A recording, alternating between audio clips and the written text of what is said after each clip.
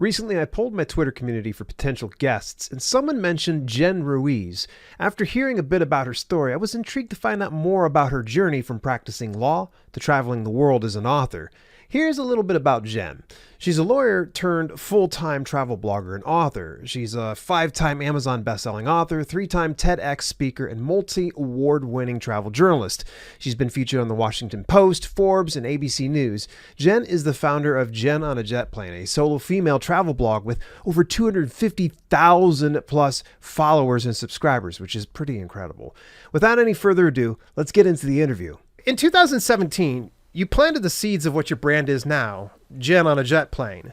Was this what you originally set out to do, or did you have other plans?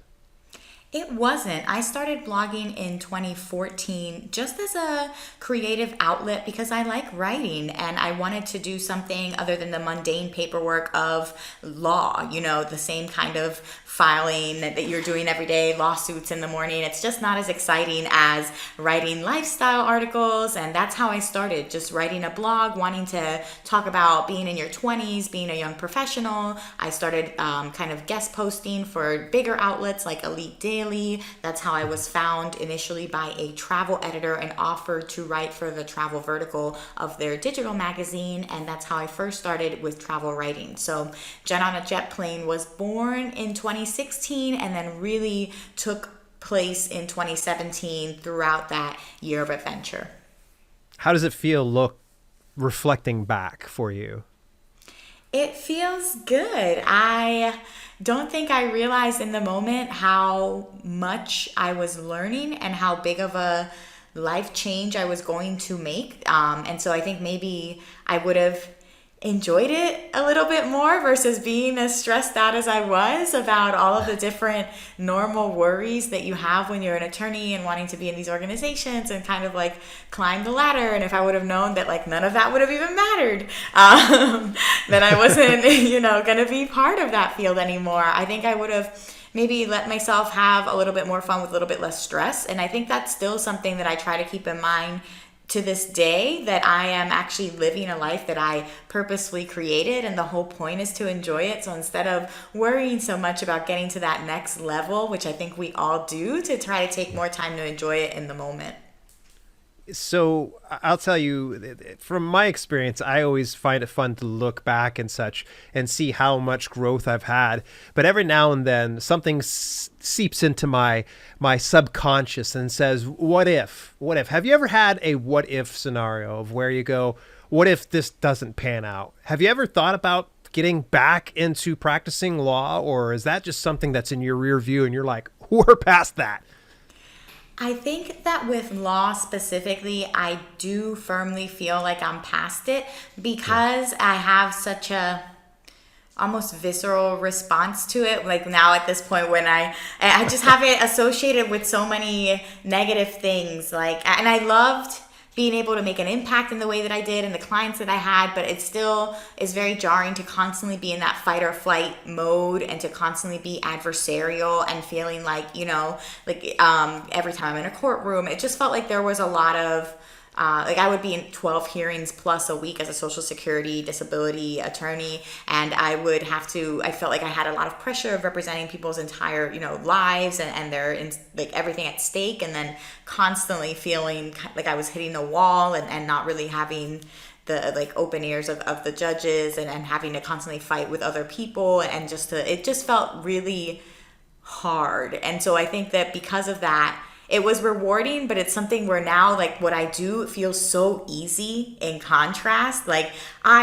It's my job to go to destinations around the world and experience the best of what people have to offer and, go to fancy restaurants. It just feels like, why would I ever go back to a point where I am stressed out and fighting and unhappy and, everybody kind of feels that same way, or I could just continue with what I'm doing and live this life. So it's almost a no-brainer, and I feel like that was something that wasn't immediately understood by certain kind of law firms that I had worked for in the past, and they still were offering me contract work. And I was like, no, do not do that.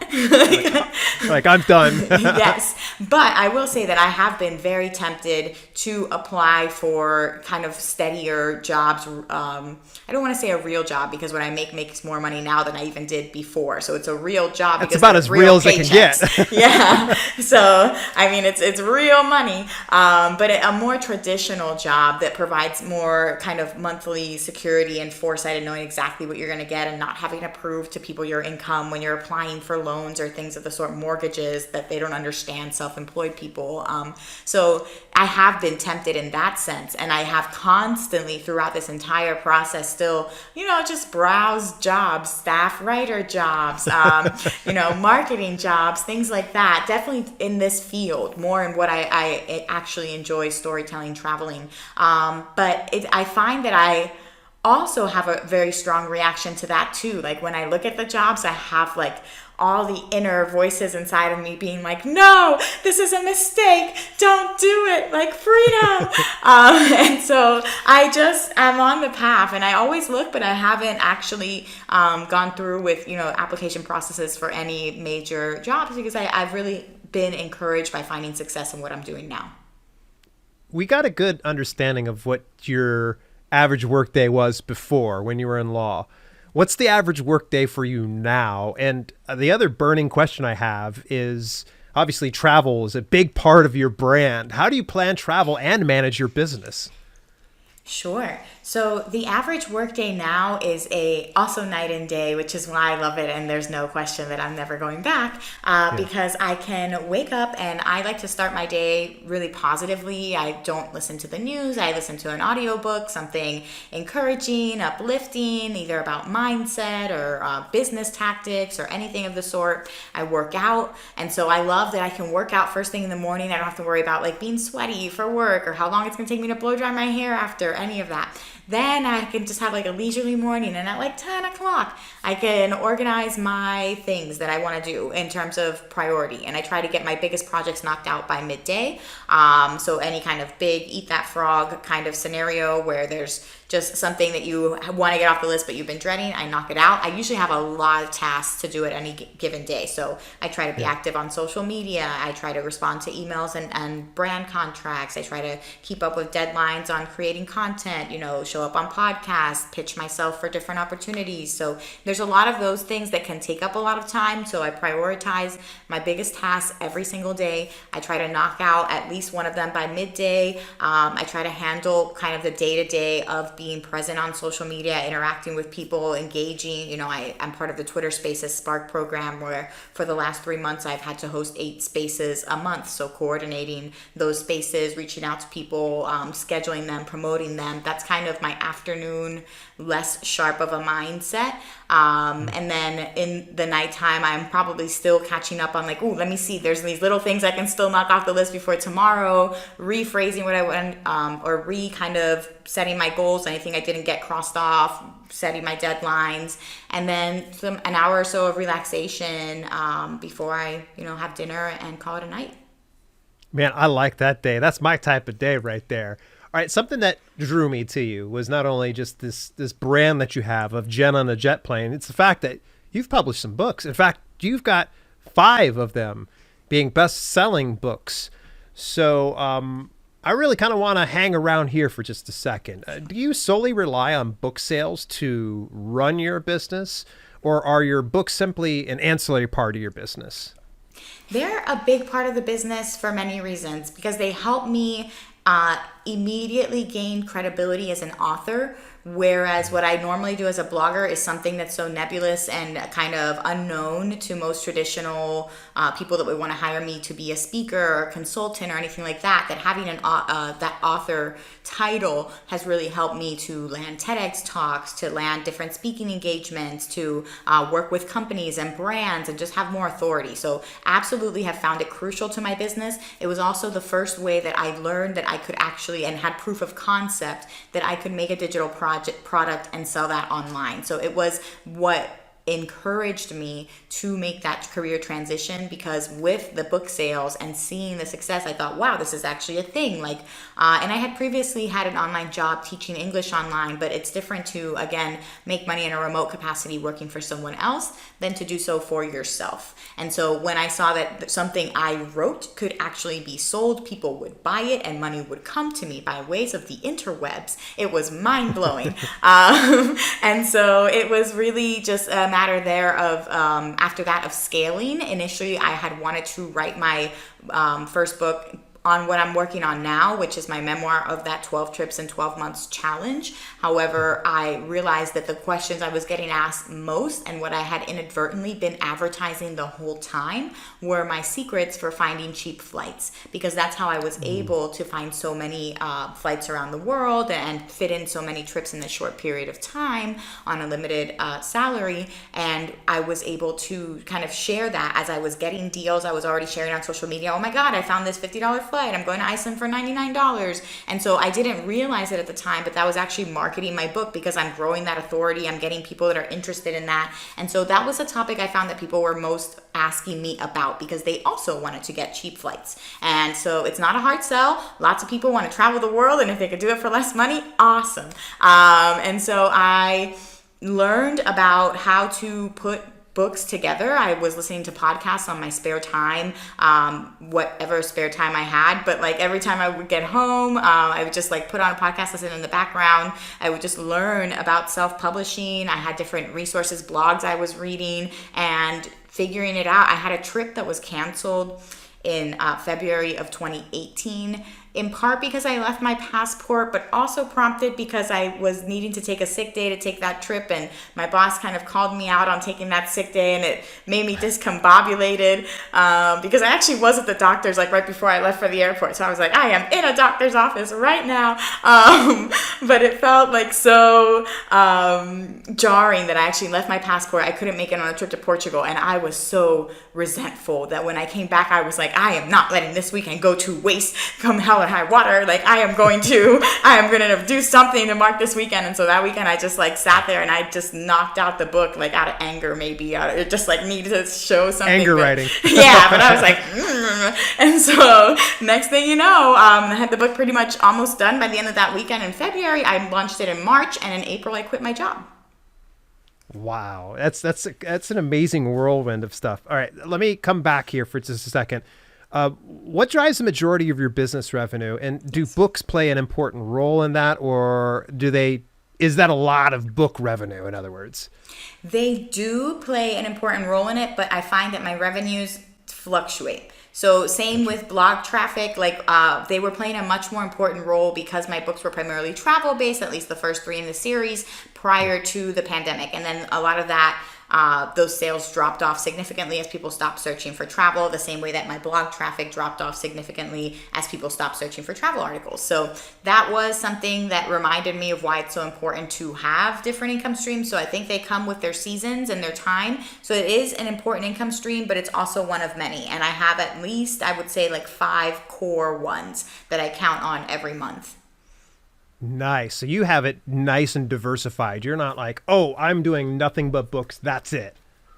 I would love to continue to do more books and amplify that, but I don't have any. I think there's great things to be said when you can devote all of your time and attention to any one thing. However, because I find that I can get lucrative kind of options for many other things as well, I try to keep the books as one of my passive income streams, but also leverage them to see if I can get more lucrative brand partnerships, right? If a brand wants to work and reach solo female travelers, like I have a book on solo female travel.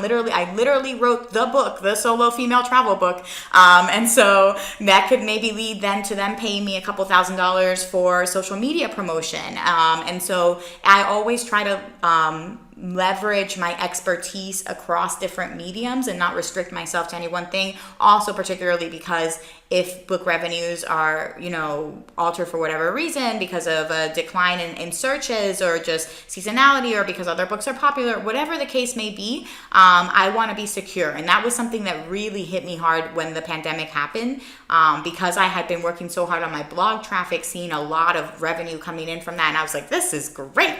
And then when that completely crashed, it went from like over $100 a day to like $4 a day, if anything. And I was like, oh, Whoa.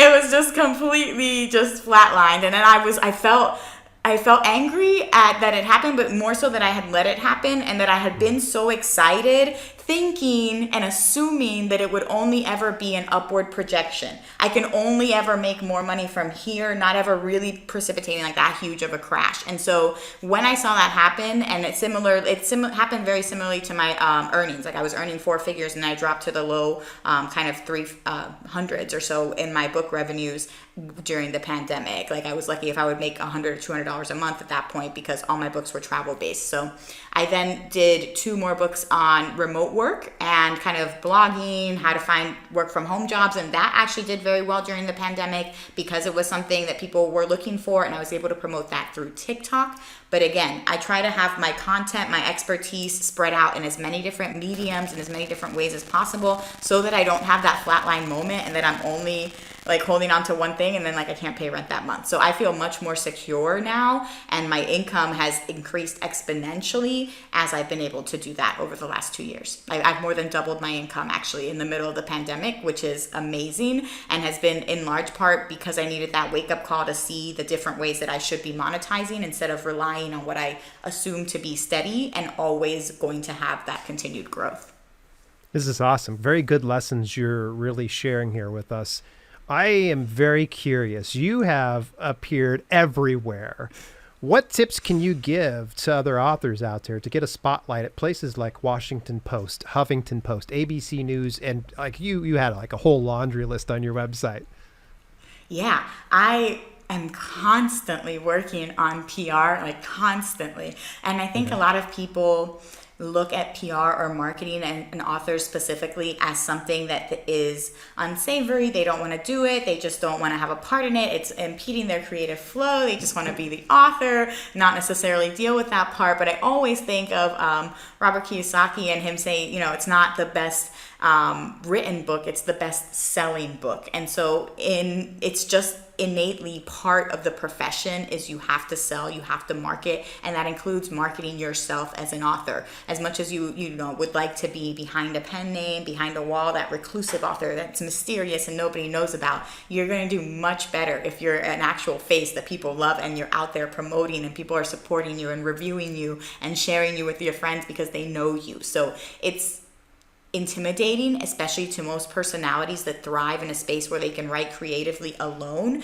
However, now with social media and the whole world going virtual, it should be like a dream because you don't actually have to talk to anybody or like, you don't have to shake any hands. Like you can completely still be reclusive while promoting yourself to millions of people. So it's a time unlike any other where you should be taking advantage of any opportunity to get yourself out there, to get this credibility and that visibility. So I like to look at different places that are sourcing journalists or sourcing experts. So I use this both as a journalist and as a source. But 2 websites I like because I've written now and I've used again for both. So I'm on both websites. But Help a Reporter Out, Harrow, and Quoted, QWUOTEED.